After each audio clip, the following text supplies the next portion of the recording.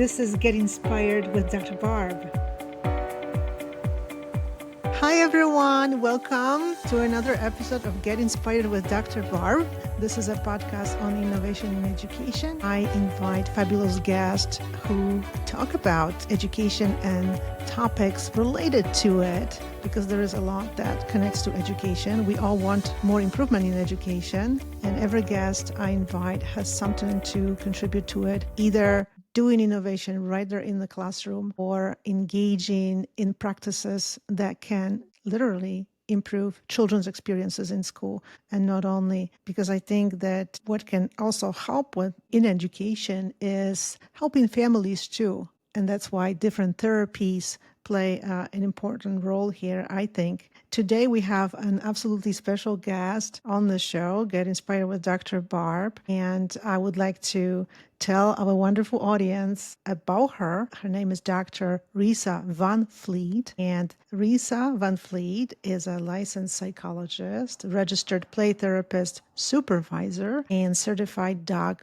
behavior consultant with 45 at least years of experience in the mental health, organization development, and also animal behavior fields. And Risë is the president of the Family Enhancement and Play Therapy Center and its Playful Pooch program in Boiling Springs, Pennsylvania, USA. But right now, Dr. VanFleet's priority is really International Institute for Animal Assisted Play Therapy. She is the founder of the International Institute for Animal Assisted Play Therapy. It's an amazing institute, and everything it does, everything people who run it do. And she provides professional training in mental health throughout the world, as well as direct services to families. She is the author of many articles, chapters, books, but also DVDs, courses. One of the books I had pleasure to read it is a huge book. If anybody sees how thick it is, at first they might be scared, but then it's got so much information. It's incredible. It's titled Animal Assisted Play Therapy.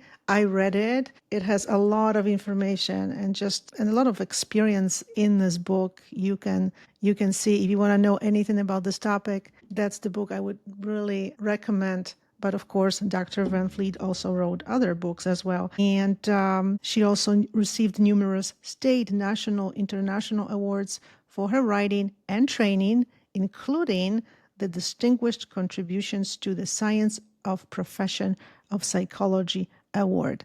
This is just amazing. I'm sure we could add more to this introduction because Dr. VanFleet has incredible experiences, and her role in running this organization is absolutely incredible.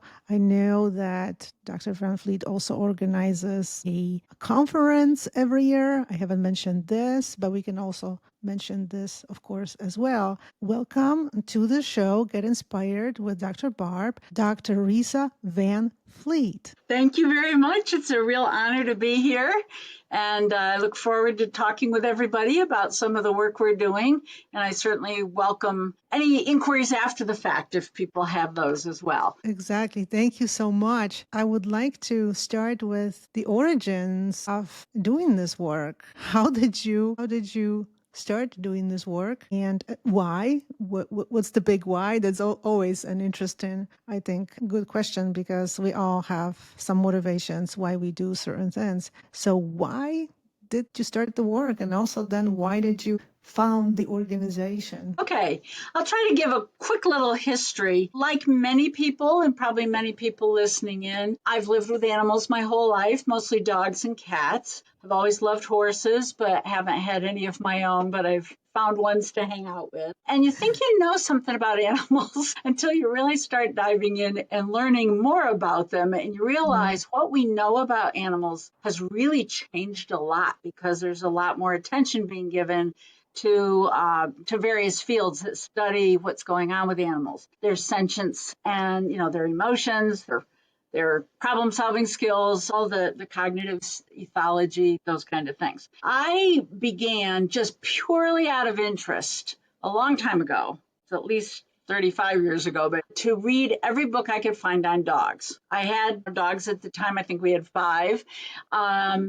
And I just started reading everything, fiction, nonfiction, academic kinds of things. And I really got into it and learned a lot that way, not knowing it was leading me somewhere. I was curious. And then I started reading horses. I actually have one room in my house from floor to ceiling and all walls that are just animal books that I've read, just I'd say 98% of them. Wow.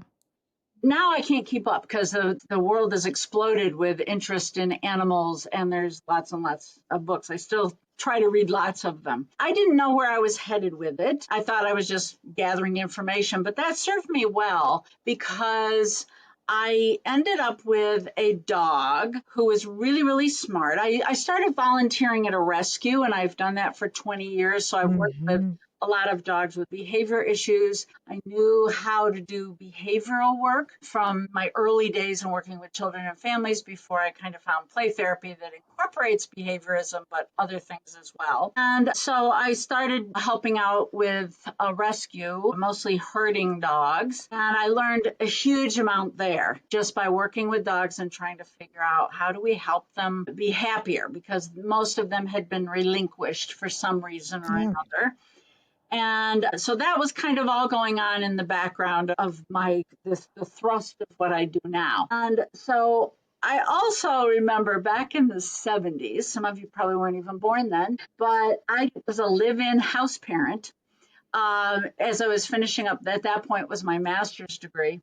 And I lived with some people with some intellectual disadvantages and challenges. And one of them wanted to have fish. And so we went and got fish.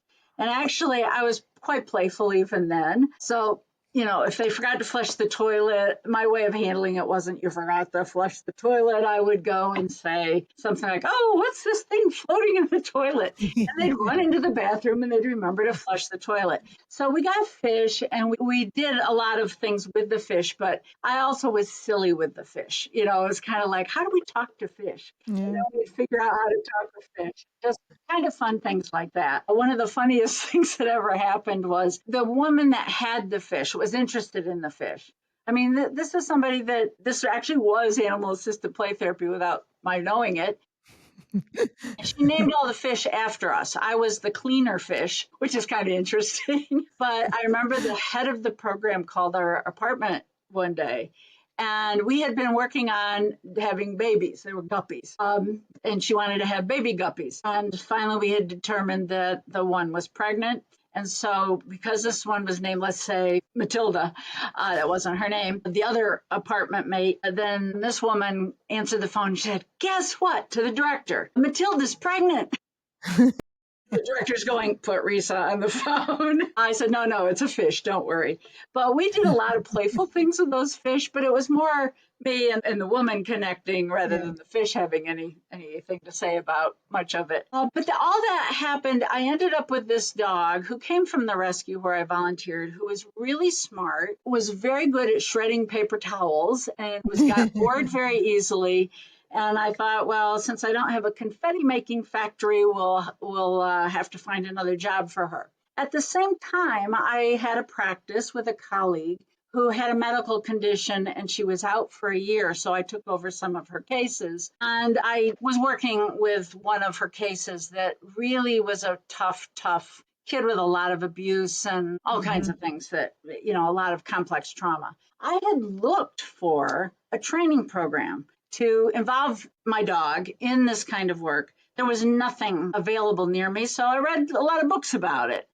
Hmm. Pet Partners at the time was then Delta Society. And so I just read everything I could read because I knew it wasn't great to just take an animal to work with me, which a lot of people do. And it's a big risk. So it's not a good thing to do. But anyway, I decided to take my dog finally after I read a lot. I had trained her. There were a lot of things going on that I think I did right. I took her in, and it was really amazing how this kid kind of opened up. how he responded to the dog. But I also learned at that moment that even though I'm kind of non-directive in the way I do play therapy and very family Mm-hmm. oriented, in this particular case, the dog let me know she was not a non-directive dog. She didn't like waiting around to be invited into the session. She wanted to be in the middle of it all the time. So I thought, okay, I think she's more into directive play therapy where we do structure things a little bit differently. Mm-hmm. But she turned out to be a real gem. And I learned a huge amount from her by watching her, working with her. So often we as humans kind of take the center spot and think, well, I can teach my dog to do this, this, and this, and I can tell them to do these other things. Because of who this dog was, I ended up with a very different attitude, which is I don't want my dog doing anything along the lines of work. I was conscripting her into my work. I didn't want her doing anything she didn't enjoy. So Yeah. we didn't do much non-directive with her. I could do that on my own if I needed to. And we began doing some other more directive things. And this boy lacked a lot of competence and confidence. And so one of the things I did is I decided, what are some things we could teach her together? And that was kind of the beginning. And this kid just blossomed when he was able to teach her. When we teach, we Mm-hmm. learn. And so that is what happened. So then it evolved from there that fairly quickly that I developed some of the ideas, but they've kind of evolved. We eventually started the field of animal assisted play therapy with a colleague of mine, Tracy Fa Thompson in the UK, who's one of the most amazing equine people that I know, Wow. because she looks at everything from the horse's point of view. I want to look at everything through whatever animal I'm working with. I want to see it through their eyes rather than always through my eyes. And so we developed the field of animal assisted play therapy, developed the institute for training others, and we have had a very active program for the last 21 years, Mm-hmm. working around the country or around the world and training people on what animal assisted play therapy is all about. So that's kind of longer than I meant to be, but that's kind of how I got started. It was sort of evolved in Yeah. a way that I didn't know until I had an organization that, oh, I've got an organization now. And then the learning process never ends because animals are much more complex than sometimes we think they are. You're right. It never ends. And we also need to mention that this is animal assisted play therapy. It's a registered trademark. So it's absolutely amazing because I feel like this is where the field of including therapy animals should be going, really. We will talk about it. There are therapy dog organizations, of course. There are a lot of them. Some of them I probably don't even know that they exist because there's quite a few. There are, And of yeah. course, they appearing a little bit like mushrooms after the rain, and they have all different, of course, ideas. But they kind of in the same. They work in the same way. But before we talk about it a little bit more, if you could maybe mention at least, and I know you have a lot of stories because it's like from 7 years of working with my dog, I have so many stories about what happened and how the child benefited from interacting with my dog. We have those stories, and you have much more. If you could mention to us, to our audience, one or two really powerful encounters, something that happened between the animal and the dog that maybe helped the child or another person substantially. Yeah. If you don't mind, Maya, I'll just back up a little bit and Yep. just explain very quickly, a couple aspects of animal assisted play therapy for Hmm. people that might not be familiar with it, which Exactly. might be Thank you lots for of that. people. Yeah. That's Yeah. okay. Lots of people. Yeah. So there are several things that we emphasize in animal assisted play therapy. And part of it is we want everything that the animal does to be voluntary. Yeah. So unlike there's visitation and social support programs which have been around for a very long time. And they might do things differently, and that might suit what they're doing, like visiting in a hospital or a nursing home or other places like that. Ours is really geared toward professionals in their jobs. So it might be mental health, allied health, educators, Hmm. those kind of people, which I think it takes a lot more training and know-how because it's a different type of relationship we're creating with the client. Not better or worse or anything, it's just different. So in our animal assisted play therapy, it was heavily influenced first by what was going on in the animal therapy world, play therapy. So we want everything we do to have kind of a lightness to it and some playfulness, because that creates safety for our clients or students to kind of do what they need to do. It has a very strong impact of ethology, which is the study of natural behavior of animals in the natural world. So we want the animals to be who they are. Yes, they have to learn some things and be under our control, but not as under our control as you might think. We want to build what we do around the animal rather than having the animal fit into kind of a predetermined way of behaving. So that's different than almost all other programs. Maybe not all, but a lot. And then behaviorism plays a role in terms of training animals with positive reinforcement. One of the things we really emphasize is reciprocity in relationship. So we have to model that ourselves for the clients or students that we work with. So they're getting us a good role model of this is how we treat animals. So we don't scold them. We don't yank the leash. Most of the time, I don't even have a leash on the animal. Now, in some environments, perhaps in school, you'd maybe need to do that. But a lot of times our dogs are naked. The horses are naked in the sense of no equipment to control them, because we want to have a good relationship that we can say, come here or get behind me or whatever we might need them to do. So we have that. And then we have a series of principles. But one of the things that we really emphasize is the welfare of the animals. So a lot of people say that, but they may not do it in quite the same way that we do, that always the animals are considered. And we build the interventions and everything around who the animals are. So right now I have 3 dogs. The dog I started with, Kiri, passed away several years ago at the age of 17 and a half. She quit working at 11 because of arthritis and some problems she had, but she loved helping out with workshops that I do. The 3 dogs I have now are very different personalities. So the way they would be involved in animal-assisted play therapy is very different. Based on their personality. And we can get into that or not if you so desire. So a couple examples. Again, the power of animals is there. The power of play is there. And really, it's about relationship. All of it is about relationships. I'm a relationship-oriented psychologist. I had one young girl, teenage, who was neurodivergent in her behavior. She had been diagnosed as oppositional, but I knew that wasn't what was going on. It happens too often. And wanted to work with the dogs. She worked with Kiri.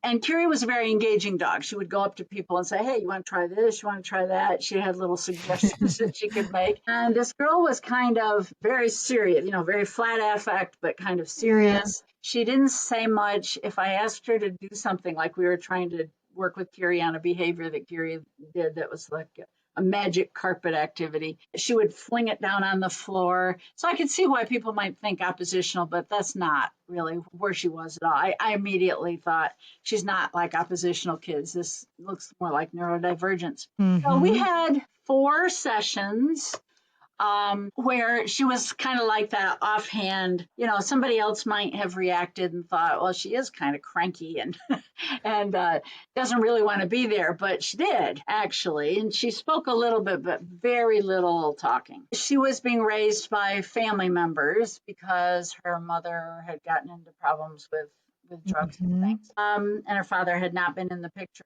So, and I'm being very careful about identifying information, not to give any. Yes. Anyway, I had met with the family members raising her, and they had said they had never seen her play since the time she was about 2 years old, and she was now 12, I think, 12 or 13, almost 13. And one day, I happened to take in an agility tunnel that I had just purchased at a conference at the end of the conference, so I got it cheaper. And I thought, I don't know what we'll do with this, but we'll do it. So I opened it up and I said, maybe we could work with Kiri to get Kiri to go through it. Well, Kiri learned that really quick and started running through the tunnel. Next thing I know, this kid jumps down on her knees. She's going through the tunnel. And I thought, oh my gosh, this is amazing. If they haven't seen her play, this is play. Yeah. And, Oh that my has a lot gosh. to say about development and her safety, how comfortable she felt. And she then played this game on her own. Some people might cringe at the idea, but I knew this dog really well, and I could say back or forward or whatever, and the dog would move in that direction. So there was no real risk, no no risk to speak of. A little bit maybe, but she would jump down, and then the dog would run behind her, or she'd run behind the dog, like through the tunnel on her hands and knees. And I thought, this is incredible. This is like a breakthrough that It could have is. taken a whole lot longer if the dog had not been involved. And so at the end, I mean, she had a smile on her face. It was the first time I'd seen her smile. And she was looking at the dog and looking at me. We had some shared smiles, all those things you want to see happening for kids that struggle with their social relationships and things. The very next session, she came in and started talking a mile a minute. I mean, she'd had like one or two words sentences prior to this. She started telling me about something about the boys Yeah. at school and the girls at school and what was going on in school, as if we'd had been having conversations all along. So something opened for her, because partly the playfulness and partly because she really liked to connect with this dog, and she Hmm. felt safe, and that all those things add to the safety. When I told her relatives that were raising her about this a little bit, I don't give a lot of detail to them unless they're part of it, which they were welcome to be. Hmm. But they said, "Oh, she started talking to us at home too," and they'd been with her for like 4 years or 5 years, Yeah. something like that. So that was one case where I thought, I don't think that would have happened at any time. Like, that was fourth session, third session into fourth session, from everything I knew about her, and she had a case manager who said the same. One other, That's huge, though. This whole thing is just huge. What it did to yeah, the child. yeah. And then she never went back. She kept talking Right. and interacting. Hmm. Again, that it really was a breakthrough that she didn't have to retreat from. The other one is this was a 15-year-old girl. Um, where I've been surprised a few times by doing animal assisted play therapy. And we do different activities, whether it's an obstacle course or solving certain problems or teaching the dog something new, or just touching the dog. Like the girl I was just talking about didn't like touching the dog, so we had like a grooming mitt so she could do it. By the end, she was touching the dog Hmm. voluntarily on her own and all that. Anyway, this 15-year-old girl was doing really, really lousy in school, and her parents were very concerned. She was from a family where there were a few adopted children. She was adopted herself, but the parents were very concerned, very attentive, and a lot of good things going Hmm. on in the family. But she did really lousy in school, so that was a source of a lot of tension. So I began doing the animal work. She was also seeing the other person in the practice with me regularly, because I was traveling a lot to do workshops. And so I brought in, I think I brought in two different dogs at two different times, just to see if there would be different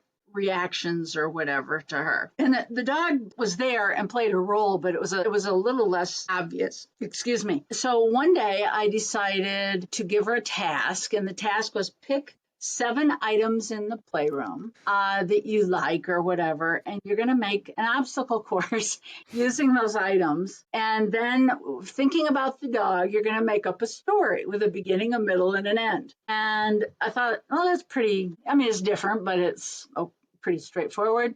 She sat and thought. And she was really, really thinking hard. I knew she was bright. I mean, there's no question in my mind that she was smart, but Hmm. something was getting in the way of her schoolwork. And it wasn't my job to figure that out, but I did figure it out through this activity, not intending to. This was all a surprise. So she's thinking and thinking.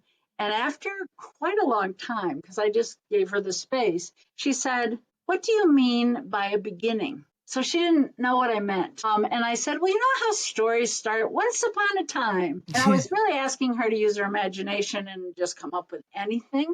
So I said, it can be anything you want it to be. It doesn't really matter. It doesn't even have to make any sense. So you can just start once upon a time. And she thought and thought and thought again and could not tell a story. And it was very interesting, because I thought, there's some reason. She Yeah. was trying. I could see she was trying. She wanted to do what I had asked her to do, but there was something missing, in her understanding of sequences. Yeah.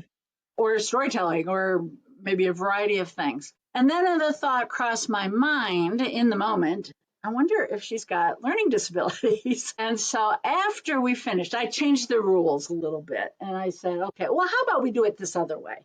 And then made it something very, very simple that she could complete without having to come up with a story on her own. And like maybe tell the dog what some of those items meant to her. I think was how I shifted that. Afterwards, I said, I'd like to meet with you and your mom and ask you a question. So I sat down with them. We were out of the playroom at that point. And I just said, I know you've been having all these problems in school.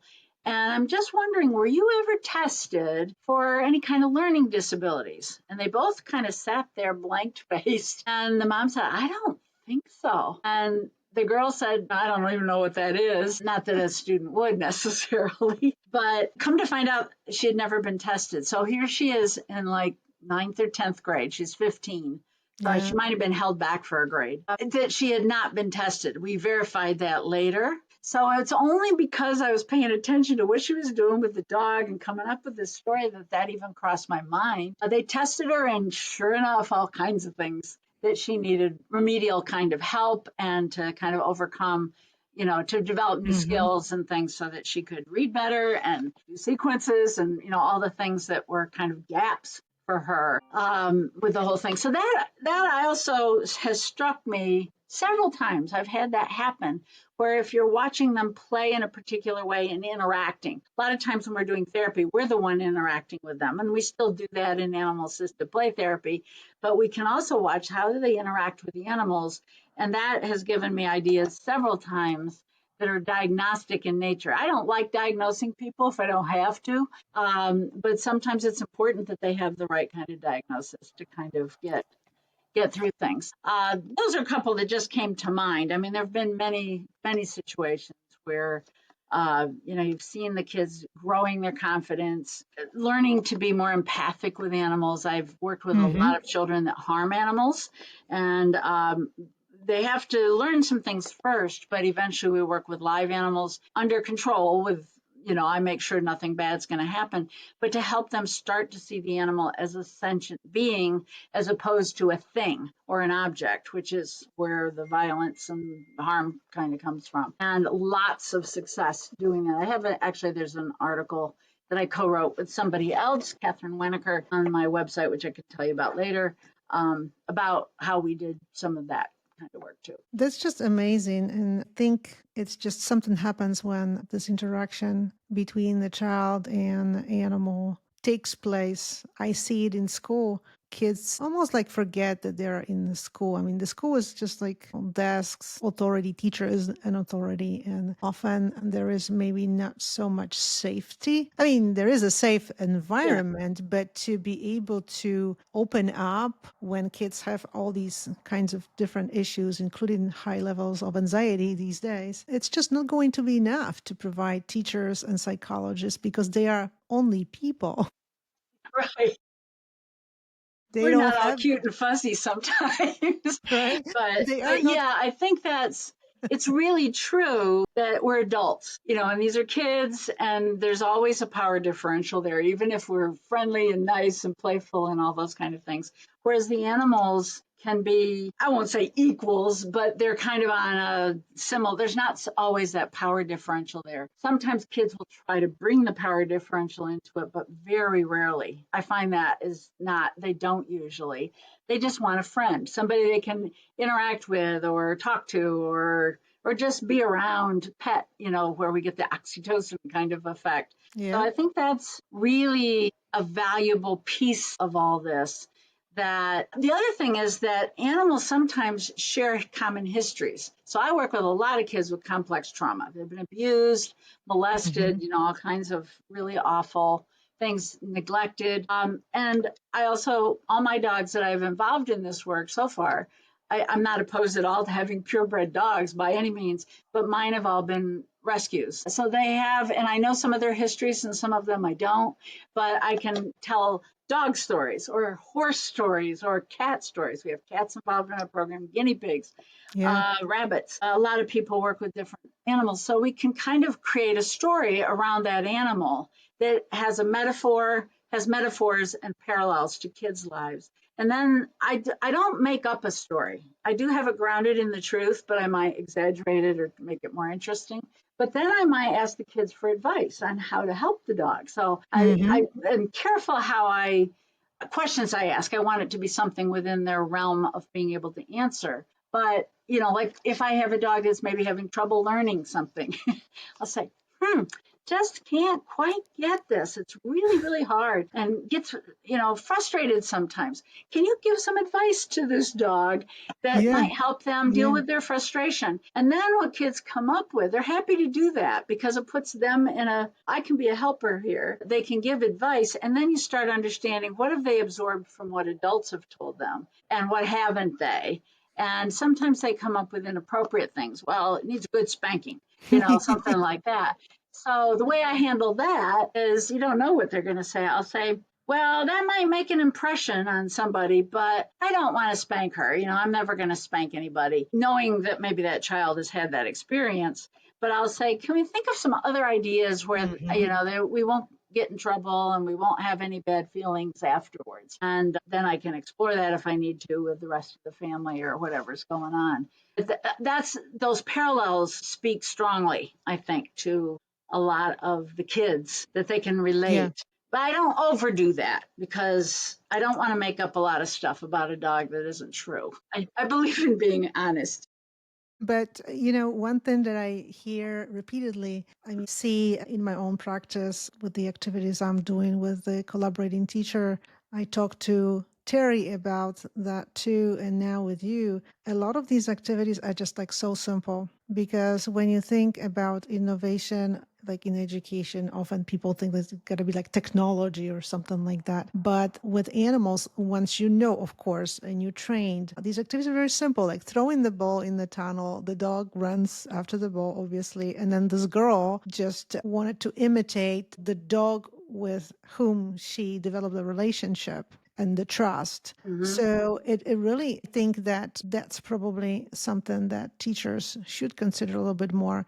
Many of them do have access to animal therapy, animal teams. It could be really something totally simple. I remember when we were doing activity, just asking children once they developed a relationship with Carmel, how is Carmel nice? Like, what does she do as a dog? How does she show kindness? I mean, their descriptions were absolutely amazing. And it turns out from these descriptions, you could tell that they knew my dog very well because they could describe everything she does. And then just, okay, is there anything you learned knowing that she's a dog that you could actually use and how you show kindness to other like people in your life? So they were really very carefully thinking about it. I could do this, I could do that. I think I can do it, even though Carmel is a dog, but I wouldn't lick anybody because dog will do it, but I should not really do it. So it really resulted in this conversation about appropriateness based on how dogs show certain things and how people, but they just love these conversations. So it's Yeah. very simple,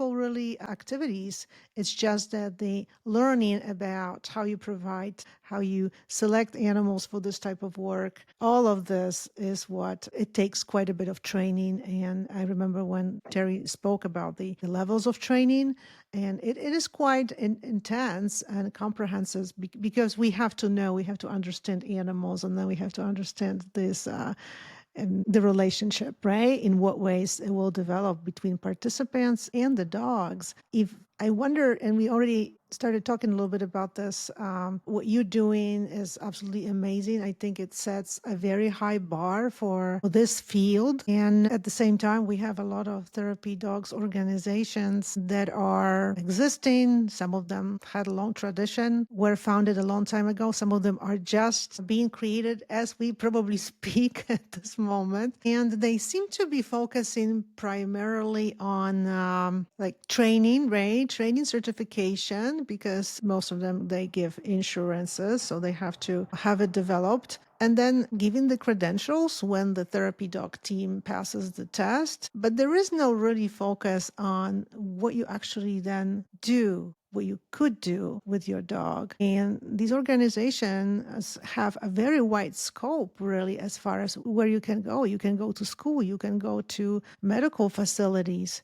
but that's really all you know. And then you are on your own to figure things out. Some of them, they can, I think, do good job with sort of like matching people and therapy dog teams with places to go. They have directories. They can provide help with that. But you're not going to really hear so much about like what you actually can do. There are some rules. Some of them, of course, they have rules such as you cannot have a dog without leash and things like that. There are even some rules as far as how long the leash should be, and every organization is different. I wonder, because with your knowledge and experience, what do you think therapy dog organizations, this field, how it should progress, what we should pay attention more to and maybe less to some other things? What do you see? Okay, there's a lot there. Yeah. I'll just hit on the top parts. I think since many of the people that might be listening are involved in education and schools and so forth,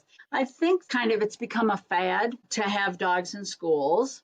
There is research, there's actually some animal assisted play therapy research on dogs in schools Mm-hmm. that came out of the UK with Jan Ostendorp. So we know that it can, positively impact students and their learning. However, what I'm seeing is a lot of people taking advantage of that. There's certain organizations. There's really good organizations and not so good organizations, Mm-hmm. like for any field.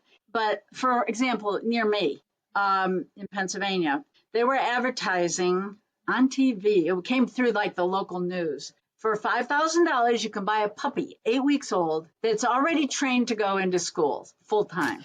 Now that made me cringe because, first of all, 8 weeks is a puppy. They need to be a puppy. We have child Right. labor laws. We need puppy labor laws of some sort. Mm-hmm. Most organizations will say they have to be at least a year old, but I have a dog right now. He's 4. Now he's ready, Yeah. but he wasn't because he hadn't matured. I mean, he's a big goofball and he's fun, but he wasn't mature enough at that particular time. But that made me worried. So I went and looked up the training program, and it's not nice stuff. They're not training the animal using positive reinforcement, using gentle methods. They were doing some fairly coercive things. Now, yeah, the dogs were learning, but the last thing I want to do is actually see any dog in school full time, because that's asking Yeah. a lot of them. Unless, I mean, it always depends, unless there's sort of a space, an arrangement where that dog can go and sleep and not in the middle of a classroom, but somewhere else. Mm-hmm. Dogs need to sleep, adult dogs sleep 14 to 17 hours a day. So we have to kind of keep that sort of thing in mind. From the human side, I think it's even more important. A lot of times, many organizations will assess based on, can your dog do these 20 or 30 things? And if they can, they're probably suitable for going into different environments. Nothing wrong with that for the reasons it was developed.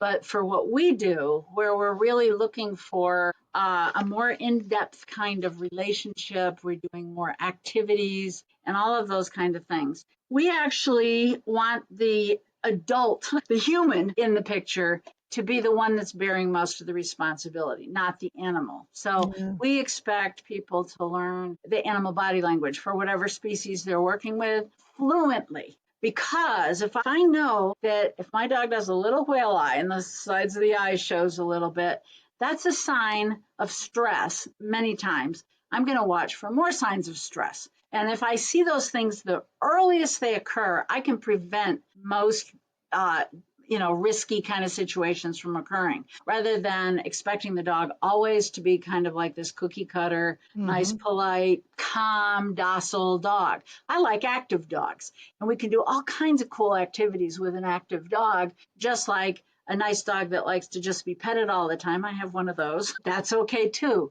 So that's where we build everything around who the dog is. And the way we assess them is using a goodness of fit model, which came from child development. So we do a personality determination about the dog. We've developed a measure. It's now being studied Mm-hmm. by a colleague from Utah who's in an academic position and is going to do the reliability and validity and stuff with us. But it's a way of looking at the animal and say, who are you? And what are you best suited for? What would you enjoy? And then that's what we ask the dog to do, rather than, do you fit this mold of a nice, calm, docile, quiet dog? And if you do, then you can go visit people and, lie on their beds and have them pet you and that kind of thing. Nothing wrong with the other, But Mm-hmm. what we're doing, I think, opens up the doors more for the type of animals that we can include. And so I like pretty action oriented dogs. And so the way I can involve them is more action oriented than Mm-hmm. maybe one of my other dog, the one dog that likes to be petted all the time. Don't ask that dog to do a lot of action oriented things. That dog is just like, here I am, pet me. I'll give you oxytocin while I get some too, or whatever might happen. So I think one of the things I look for if I'm trying to get training is there a hands-on component to the training? You can go to a training for 3 days and somebody will tell you you're certified. It's actually not a real certification. Real certification is not given by the same people that train you. It's a conflict of interest. So we have Mm-hmm. a separate, completely independent body Right. for certification. Terry, who you interviewed before or talked with before, is the chair now of our certification board. And three people review everybody's everything, videos and all kinds of things that have not trained or supervised the person. So that is now a separate process for us. It took us a while to get Yeah. there, but we're there. So I look for something that isn't just let's learn, watch some videos, let's talk. We do that too. But where do you get the hands-on experience with an animal so that you are responsive to what the animal is telling you and that we aren't using therapy dogs? That's a term I still am trying to get it out of my vocabulary. We work with them, we don't use them, but it's hard to kind of get used to that. But that's part of what I always think is valuable. And there are some really good programs out there, but there's a lot that are not what I would say up to snuff. There's a tendency for us as humans to focus everything on humans. Look at how the kids benefit. Look how the parents benefit. Look how Mm-hmm. I benefit. Nothing wrong with us benefiting from animals. That's probably why they've been domesticated partly all these years, thousands of years. However, I want us simultaneously and equally to think about what does the dog get out of it? What does the horse get out of it? And I think that's a shift in thinking that we really try to live that. But it's not always easy. I'm doing another book now. The book I'm working on is actually for the public, lay Yeah, great. people. Could you tell us a little bit? It'll be similar to the animal assisted play therapy book, Yeah. but it's more about what are the skills that we need to see the world from our animals' point of view, and how do Yeah. we give them an enriched kind of life by giving them more agency and choice when Mm-hmm. they can handle it and not when they can't. How do we make sure that they're enjoying their lives with us? Because just because we enjoy something doesn't mean they do.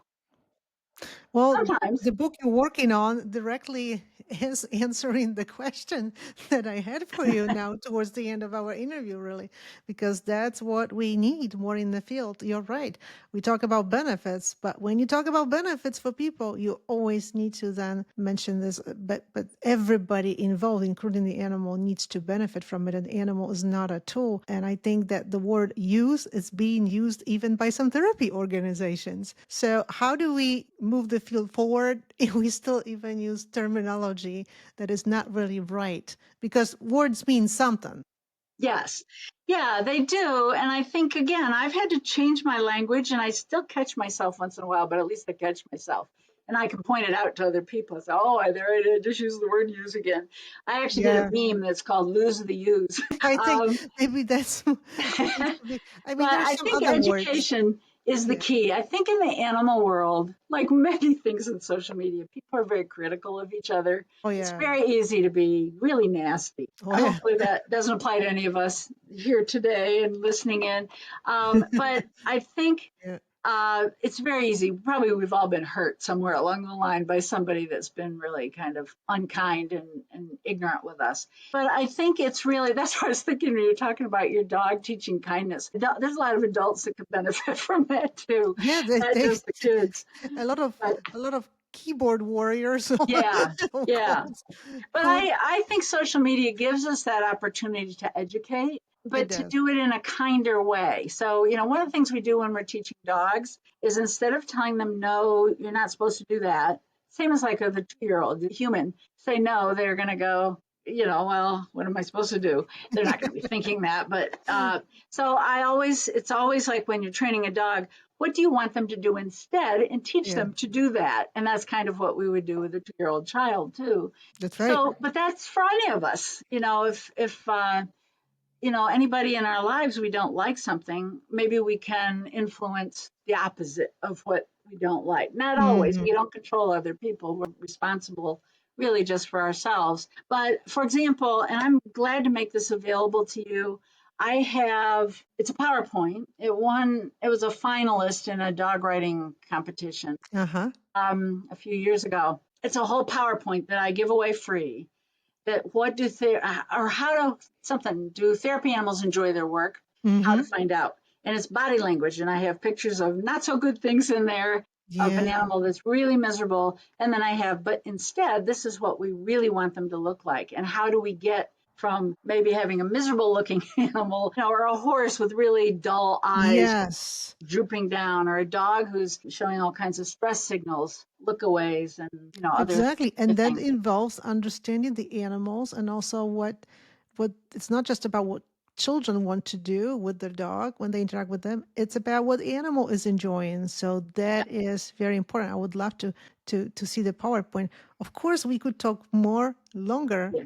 about this topic because we are both passionate about the topic. I think that Mhm. that can really help substantially in helping children in school. But again, we have to talk about responsible inclusion of therapy animals in schools, not those examples, as you just mentioned, about selling puppy for schools. Unfortunately, there are many, I would call them predators, who hear about therapy animals and schools looking for them, some of them, I'm sure, and they just take advantage of this in not good ways, as usually that happens, unfortunately. So we need more awareness on social media too about doing it the right way. Where could audience follow you, connect with you, support your mission on social media? Please share with us, Risa, and I will be able to include all these links in Okay. the show notes as All well. right. Of course. If you're on Facebook, I don't know what all some of the other things I'm on, but on Facebook, if it's just my name, Risë Yep. VanFleet, I have a professional page with Ph.D. after it, but most of the posts and things I do there. I also have a group on Facebook that anybody can join, but you do have Hmm. to answer some questions. Yeah. And it's just called Animal Assisted Play Therapy with Yep. the R in a circle. The reason we trademarked it is to protect the quality, because otherwise we had people copying a bunch of stuff and using shock Yes. collars and things that I don't advocate. Then a website where there's a lot of information is iiaapt.org. That's my primary website where we talk about the training and supervision Hmm. and tips, and there's a blog that has a ton of articles, blog posts in it, and some articles as well. Also, we have a brand new, started earlier this year, association for animal assisted play therapy. That's Yes. at